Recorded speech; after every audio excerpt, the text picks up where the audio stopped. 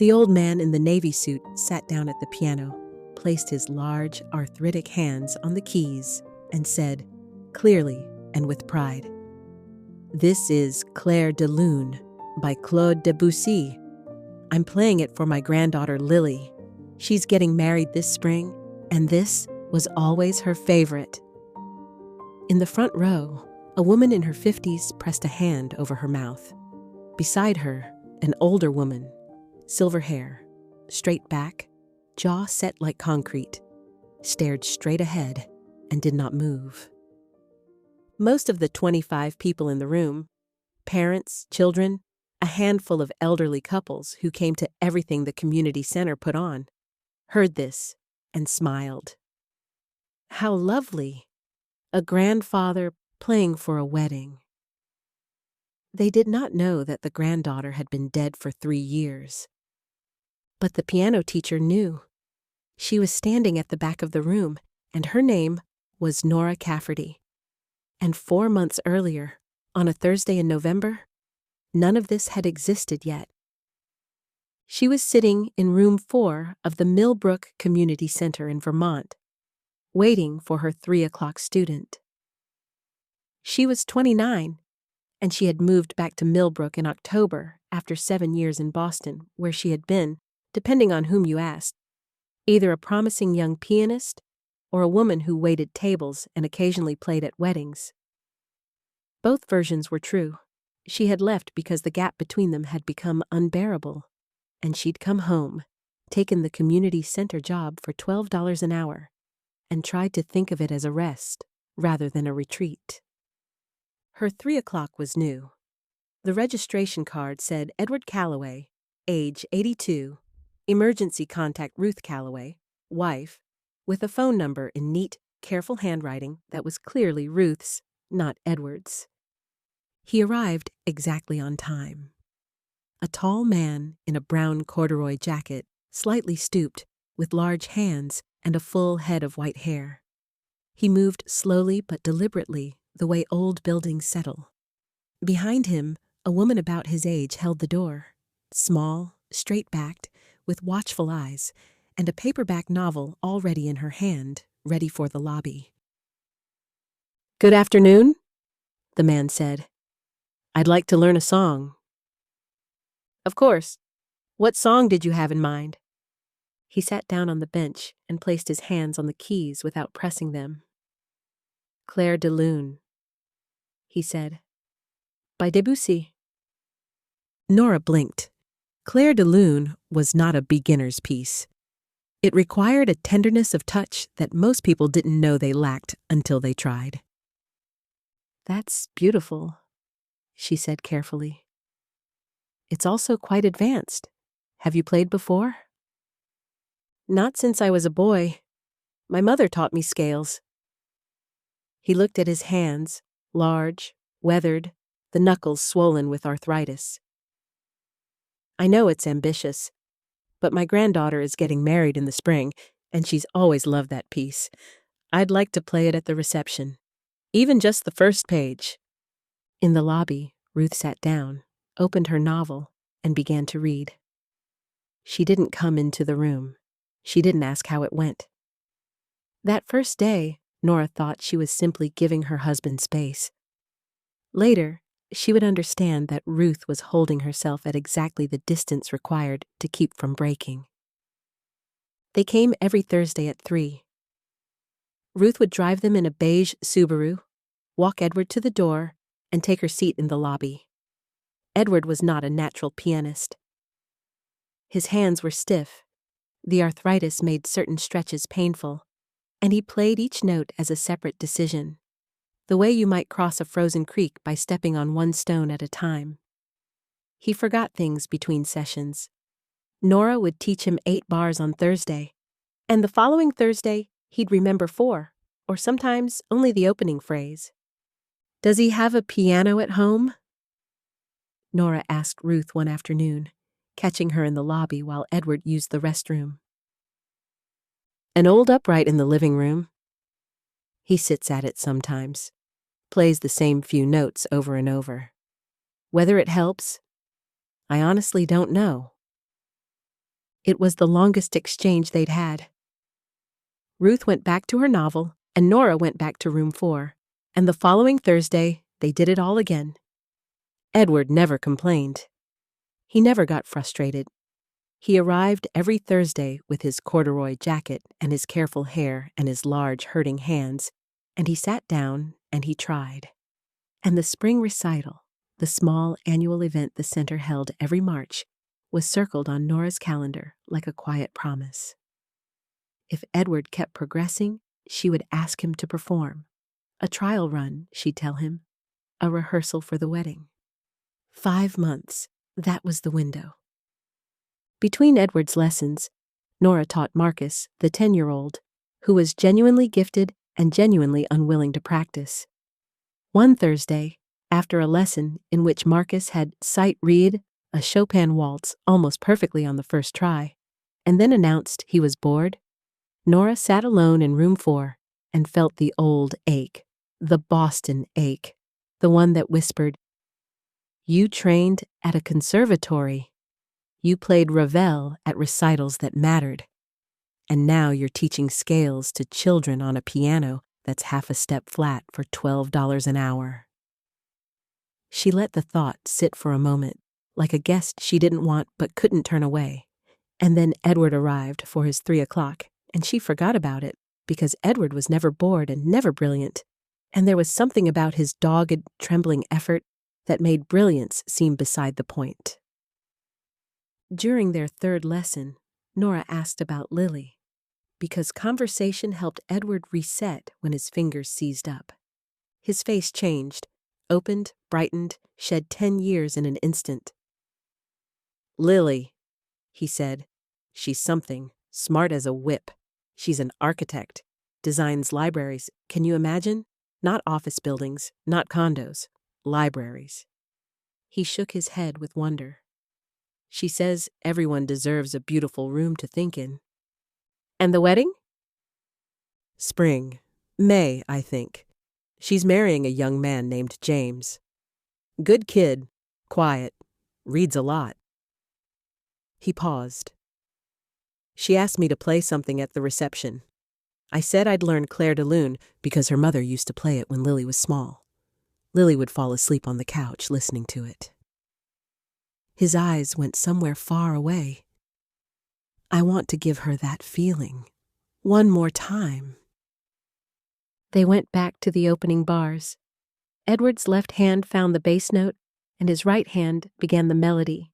D-flat, C, B-flat, back to D-flat, and for 3 or 4 seconds the room held its breath, and it sounded the way Debussy meant it to sound, like moonlight falling on water. Then his ring finger stumbled, and the spell broke, and they started again. By the 4th lesson, the cracks were harder to ignore. Edward arrived one Thursday and greeted Nora as though they'd never met. "Good afternoon. I'd like to learn a song," he said with exactly the same cadence as the first time. Nora said gently, "Of course, Edward. Let's pick up where we left off." A quick shadow crossed his face, confusion, then recovery. Yes, of course. Where were we?" The following week, he called her Karen twice before catching himself. Karen, it turned out, was his daughter's name, Lily's mother. In the 6th lesson, Edward arrived in an unusually good mood, wearing a tie, carrying a silver-framed photograph of a young woman in her mid-20s, dark-haired, laughing, standing in front of a half-built structure, wearing a hard hat and a flannel shirt. She looked exactly like the kind of person who would want to design libraries. "That's Lily," Edward said, propping the frame on top of the piano. "I want her to be here while I practice." Each Thursday after that, Edward would notice the photo as if seeing it for the first time. "Oh, who put that there?" he'd say, and then he'd look closer, and his face would soften, and he'd say, "Lily, of course." And he'd play a little better that day, as though her presence on top of the piano tuned something inside him that his hands alone couldn't reach. In the 7th lesson, Nora asked casually, while Edward flexed his fingers between exercises, where the wedding would be held. Edward paused. His mouth opened, then closed. He looked at his hands. "She told me," he said. "I know she told me. It's a—" He trailed off, his brow furrowed with the effort of reaching for something that wasn't there. "Ruth would know," he said finally. "Ruth keeps track of those things." And then, as if the question had never been asked, he put his hands on the keys and played the opening phrase again, perfectly. That was the moment Nora knew. Not what was wrong, not yet, but that something was. The wedding had no location because the wedding had no weight. It existed only as a handful of phrases. May, James, quiet kid, reads a lot. Repeated like a prayer that had lost its meaning but not its rhythm. Everything around those phrases was fog. After the 8th lesson, Ruth was waiting in the lobby as always. Edward walked ahead to the restroom, and for a moment it was just the two women by the front desk. Ruth closed her novel and looked at Nora with an expression that was no longer unreadable. It was tired, structurally tired. "I should tell you something," Ruth said. She glanced toward the hallway. "So you understand what you're working with." She spoke quietly, without drama, the way a doctor delivers a diagnosis, not because she didn't feel it, but because feeling it had become unsustainable, and efficiency was all that was left. "Lily died 3 years ago. A car accident on Route 7 in the rain. She was 26. There was no wedding. James, the boy she was seeing, they'd only been dating a few months. He's moved away since." Nora's breath stopped. "Edward's memory has been declining for about 2 years. Some days are better than others, but Lily is the thing he can't let go of. His mind has built a version where she's still alive, still engaged, still getting married in the spring. Every year around this time, he starts preparing. Last year, he wanted to write a toast. The year before that, he tried to book a restaurant. This year, it's the piano." She paused. "And every year, when May comes and goes, he forgets that it was supposed to happen. By June, he's moved on. Until the next autumn, when it starts again." Ruth's hands, still holding the library book, had gone white at the knuckles. "I'm not asking you to stop the lessons. I'm asking you to understand what they are. The idea that he's doing something for Lily, that there's a future with her in it, is the only thing that gets him out of bed. If I take that away—" Her voice cracked barely, a hairline fracture. "I don't know what's left." Edward emerged from the hallway, adjusting his tie. "Ready, Ruthie? Should we stop for dinner?" Ruth's face reassembled instantly. "Sure, Ed. Where do you want to go?" "Let's go to that Italian place Lily likes. Maybe she'll meet us there." "Maybe she will." They left. Nora stood in the lobby and listened to the beige Subaru pull away. Then she went back into room 4, sat at the Yamaha, and looked at Lily's photograph. The girl in the hard hat smiled at her from across 3 years of absence. Nora turned off the light and sat in the dark for a while, with nothing but the photograph and the faint smell of the old piano and the sound of her own breathing. Then she drove home, and she lay awake in her apartment above the hardware store on Main Street, staring at the ceiling. And she thought about calling Ruth in the morning to say she couldn't do it. Couldn't sit across from Edward every Thursday and participate in a fiction. Couldn't watch his hands shake and his memory slip and know that the destination he was working toward didn't exist. But on Monday, she drove past the community center on her way to the grocery store, and through the window of room 4, she saw the Yamaha in its corner and the silver frame still sitting on top of it, and she pulled over and sat in her car for 10 minutes. Then she went inside. She opened the sheet music, She picked up a pencil and began simplifying the arrangement, removing the hardest stretches, lowering the octave in the left hand, making space for stiff fingers and a fading memory, so that when Edward came back on Thursday, he could learn a little more of the song his granddaughter would never hear. The lessons continued. Nora didn't change her manner with Edward. She didn't soften her corrections or overpraise his progress because she understood instinctively that pity would be the worst thing she could give him. So she played along. "Lily's going to love this part," she'd say when he nailed a passage. "Have you decided what you're wearing?" she'd ask during rest breaks, and Edward would light up and talk about his navy suit, the one Ruth was getting altered, and how he hoped Lily wouldn't mind if his playing was a little rough. "She won't mind," Nora said. "She asked you because she wants you, not a concert pianist." By the 10th lesson, in late January, Edward could play a page and a half from memory. It was slow, with hesitations, and his left hand sometimes landed a half beat late.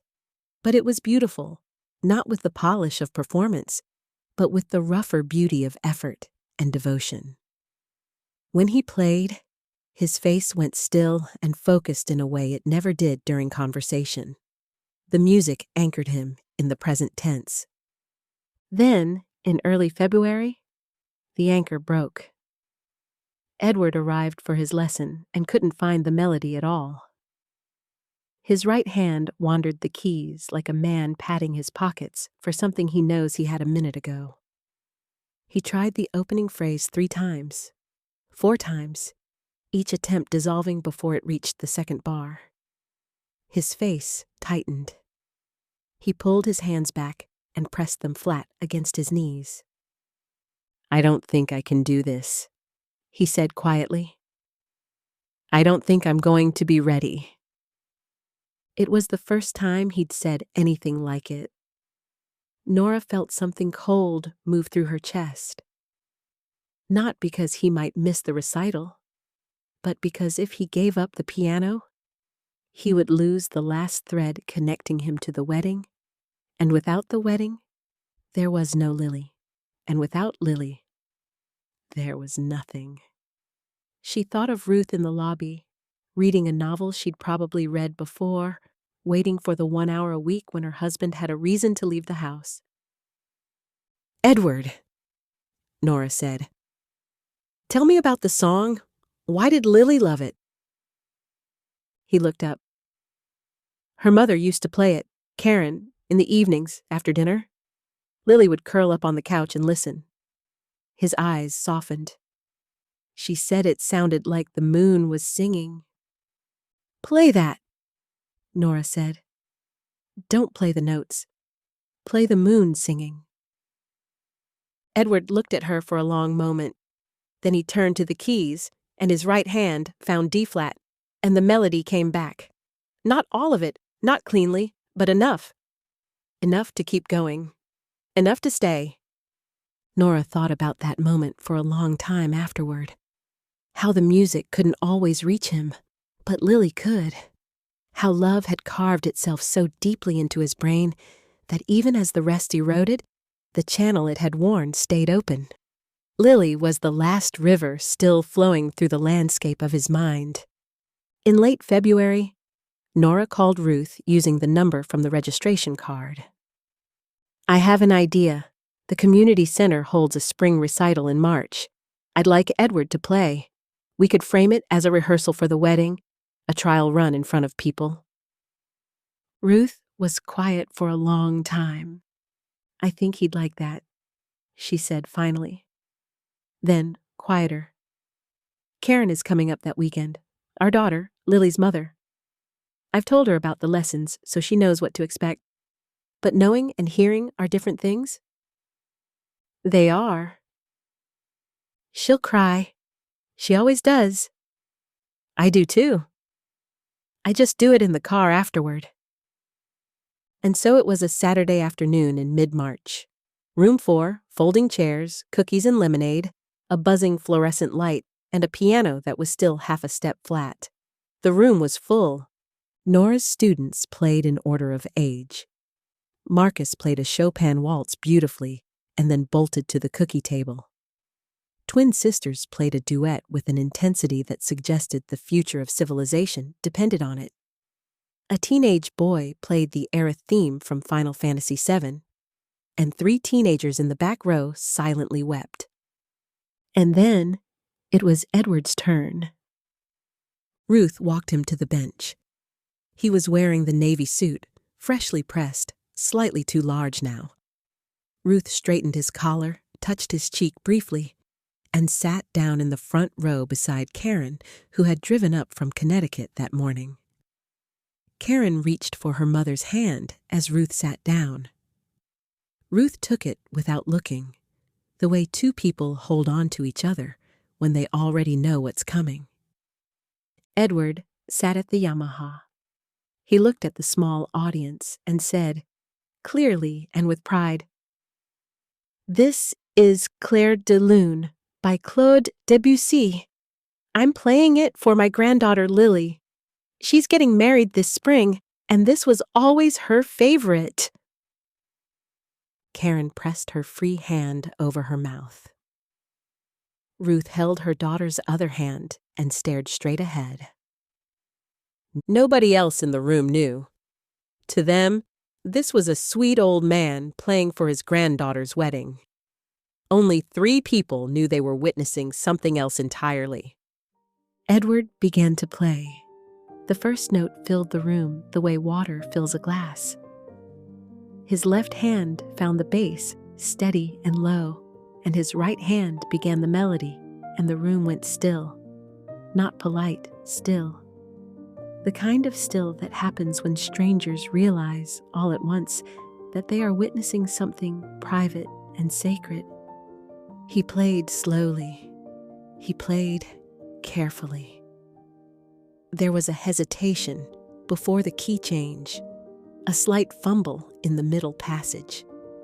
And then, near the end, his fingers stopped. His hands hovered above the keys. His eyes clouded. For a terrible, suspended moment, he was gone, lost somewhere in the fog, his face blank, the music evaporating. A murmur rippled through the audience. A parent leaned toward her husband and whispered something. A child in the second row tugged his mother's sleeve. Marcus stopped chewing. In the front row, Ruth's knuckles went white around Karen's hand. Karen had stopped breathing. Then Nora, from the back of the room, said quietly, "For Lily, Edward." And his hands came down. The last phrase unspooled from his fingers as though it had been waiting there all along, patient and faithful. And the final note rang out, and the sustained pedal caught and held, and the sound faded into the silence the way moonlight fades into dawn. Edward looked up and smiled, the wide, 10 years younger smile. "Not bad for a beginner, right?" The room erupted, real applause, the kind that comes from the chest. Marcus clapped from the cookie table with crumbs on his face. The twins clapped in unison.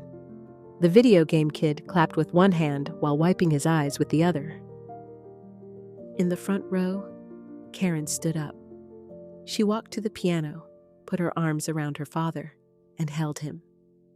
Edward patted her back gently, the way you comfort someone for a sadness you don't quite understand. "It's all right, sweetheart," he said. "I'll play it even better at the wedding." Karen couldn't answer. She just held on. Ruth stayed in her chair. She watched her husband and her daughter, and her jaw stayed set, and her eyes stayed dry, because she would cry later, the way she always did, but not here, not now. Afterward, while parents folded chairs and the cookies disappeared, a woman Nora recognized as Marcus's mother stopped by the piano. "That was so lovely," she said. "Your older student, his granddaughter, must be thrilled that he's doing this for her." "She is," Nora said. She smiled, and the smile stayed on her face exactly as long as it needed to. And then the woman moved on, and Nora stood alone by the Yamaha and felt the weight of what she now carried settle a little deeper into her chest. Edward came over with Lily's photograph in his hands. "Keep it here," he said, "for when I practice next week. She should hear how it's coming along." "I'll take good care of it," Nora said. Ruth appeared, coat over her arm. "Ready, Ed?" "Ready, Ruthie." He took his wife's hand, and they walked out into the gray Vermont afternoon. The room emptied. Nora stood at the window and watched the last cars pull out of the parking lot. The beige Subaru was already gone, somewhere on Maple Street by now, slow and careful as everything about them was slow and careful. She went back to the Yamaha. The chairs were cleared. The cookies were gone. The faint circle where the photograph had been sat on the lid like a watermark. Nora sat down, placed her hands on the keys, and played Clair de Lune, the full version, every note, every silence, in an empty room, for a girl she'd never met who had wanted to build beautiful rooms for people to think in. It was the best she'd ever played it. And when the last note dissolved into the quiet of room 4, she understood something that 7 years in Boston had failed to teach her.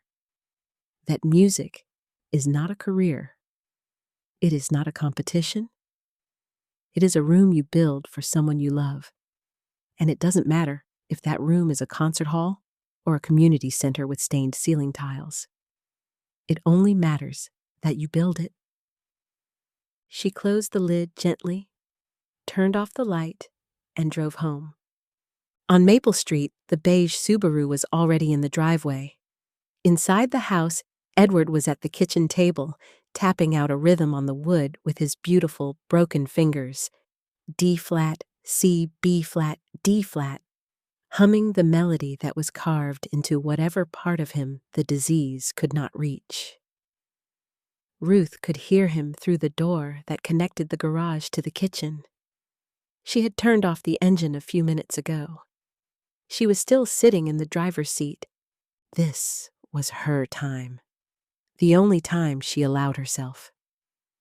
Every Thursday since November, she had done this. Driven home, pulled into the garage, turned off the engine, and sat in the quiet while Edward went inside humming. Before the lessons, it had been other days, other errands, other small missions she'd invented to keep the fiction alive. Trips to the tailor, to the stationery shop, to the restaurant that wouldn't take the reservation. 3 years of building rooms around her husband's grief so that he could live inside them. But Thursdays had become the hardest because Thursdays had the music, and the music was the most beautiful room of all, and Ruth could hear it through the wall, and it broke her heart every single time. She leaned her forehead against the steering wheel and let her shoulders shake without sound until the engine finished ticking cool. Then she wiped her eyes, checked her face in the mirror, and went inside to make dinner. Edward was still humming.